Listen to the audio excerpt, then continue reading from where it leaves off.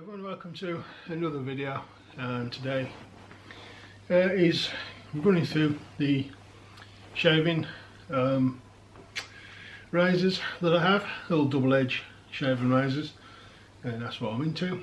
Don't have a load compared to some, I've got a fair few. Another video sharing my different hobbies.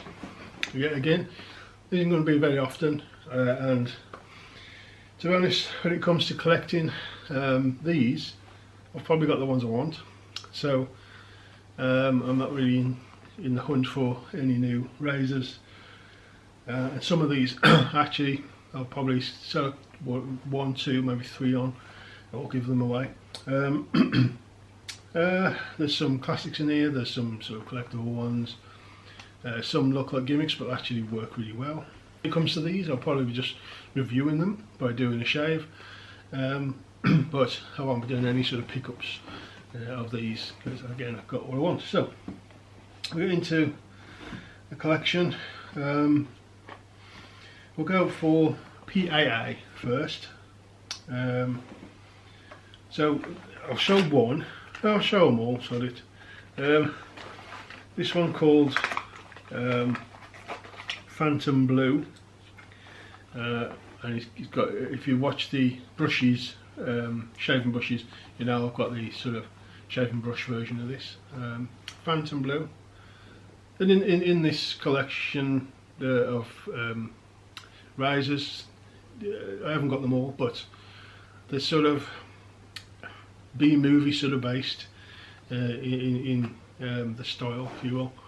So this one, Blue Phantom, and this one is an all blue see-through plastic razor. It's got a razor in it, three-piece, and they're all slant.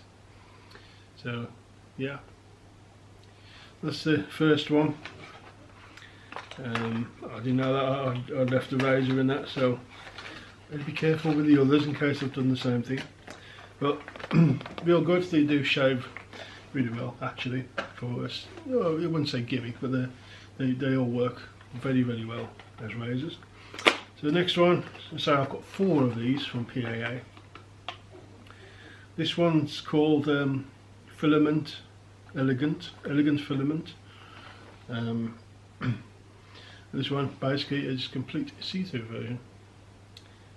There is one, so again if I've seen it around, which glows in the dark, which is cool. This one doesn't, it's just complete see-through.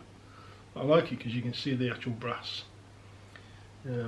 screw in there and so on. Right, next one. I've done a review on this next one because I'm only going to do a review of the one because they're all just different colours. But this one, I did a review on that because it's a bit more sort of pretty to the eye, and for a review. So this one, La Creatora, I think is how you say it.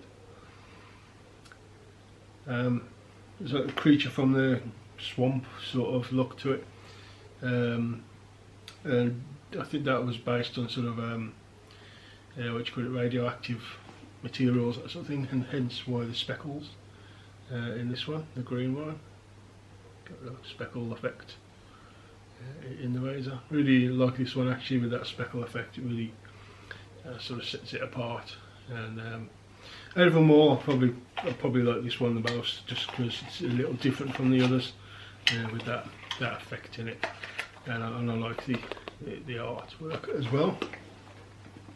And a red version. This one is Crimson Ghost, and this one's like a dark blood red sort of colour, if I can get it out. So like a blood red colour, nice colour actually. I like the blood red colour, really sets it out, sort of Halloweeny kind of look to it, real nice. Again, they all shave the same, they're all the same razor, just different colours. Crimson Ghost, I'll put that back later. Okay, so one just on its side here, Razor Rock. This one is old type, I don't know if you'll see on the box there, it says old type. This one really doesn't work on my skin really well. Don't know why. Bit aggressive. It's not very smooth. I don't know why, because the other one, which is almost the same, which I'll get to in a bit, is smooth and it's almost a little too mild. So I don't know what's going on with that. But nice heavy. They have this heavy duty base, which is stainless steel. I've got all my razors in here just out of convenience, just stuck them all in one place. I would say my favourite and one that I use pretty much all the time. Don't use all the others that much, or I do swap and change, but this is the one that I use the most. It's the Maker, this is the matte black. I can't remember exactly the name of it. I have got a review of it on the channel. It's a Rocker, or a Rocker black. Reasonably aggressive razor where you get it to the right angle, and it's just really good at cutting. It's efficient, should we say. Get it at the wrong angle, can feel a bit rough. Get it just right and you're shaving.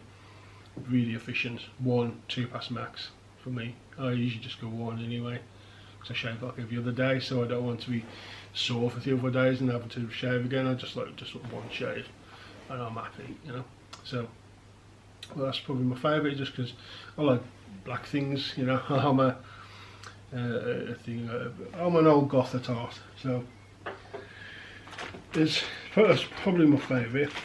The other Razor Rock I did a review of as well. This is a Slock. It's a double open comb, self-cleaning double open comb or something like that. Nice head on it, as you can see. Heavyweight knurled handle, really knurled. There's no way that's going to slip in your hand. Real nice. Again, it's probably a little mould for me now. I'm getting older, my beard's getting a bit tougher. It will shave me, no problem. Especially with just a 1 pass down, like I do most things. It's going to shave me, but not quite as close as some other fragrances, other razors. This is the Kerr 34G in gold. Another thing about me, I like gold. So black and gold are my two sort of favourite things in life. Black clothing, gold jewellery, and gold things like this. Real nice, about a medium in its for me, in its aggressiveness. So I can use this. It's a nice, decent enough shave for me. And a nice one to travel with as well. Nice, small in size.